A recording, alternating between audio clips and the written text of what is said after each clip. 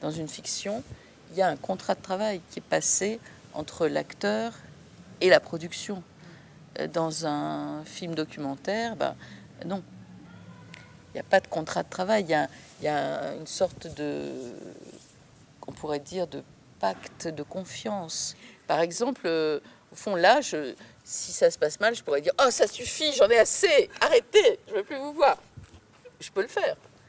Si j'étais dans une fiction, je peux le faire, mais ça a d'autres conséquences. Je pourrais le faire, bien sûr, ça arrive, mais on n'est pas dans le même contrat, vous voyez. J'ai pas l'impression, j'ai pas eu le sentiment de passer du documentaire à la fiction. Oui. Je faisais des films documentaires avec l'amour du cinéma de fiction. Quand j'ai fait un film qui s'appelle Nadia les hippopotames, avec les cheminots qui avaient participé aux grèves de 95, et dans l'écriture du scénario, et dans le travail pendant le tournage, j'étais en contact avec eux, je leur demandais de m'aider, en fait, de nourrir le film. Dans ce film-là là, qu'on a montré, ça ne peut pas continuer comme ça.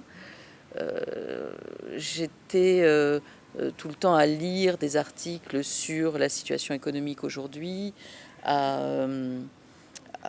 m'inspirer des actualités, à être comme dans un aller-retour entre l'histoire que je racontais et puis ce qui se passait dans le présent, en fait. Retiens la nuit pour nos cœurs dans sa course vagabonde. Serre-moi fort contre ton corps. Il faut qu'à l'heure des folies, le grand amour règne le jour et nous fasse oublier. Voilà, j'essayais d'hybrider, en fait, on pourrait dire, la fiction avec des éléments qui sonnent justes.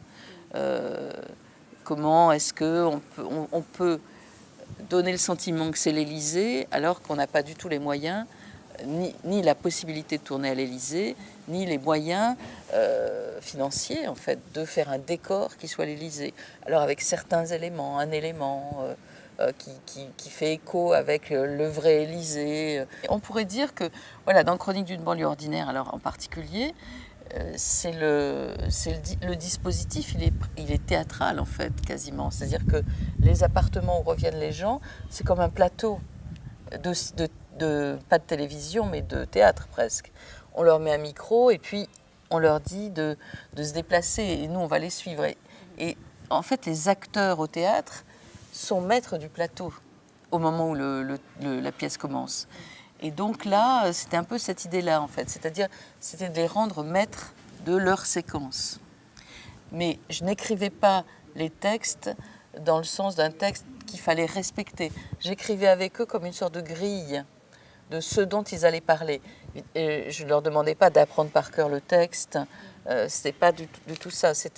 On faisait des entretiens et puis, au fur et à mesure des entretiens, on allait concentrer nos esprits sur la question, les souvenirs dont ils avaient déjà parlé et que peut-être ils aimeraient réévoquer. L'enjeu, en fait, c'est de trouver une justesse, une espèce de fraîcheur, de jaillissement de la vie, dans le moment où on va tourner. Bon, allez, on part. Quoi? Qu'est-ce que t'as? Tu veux prendre le manche du balai? Je vais te le donner.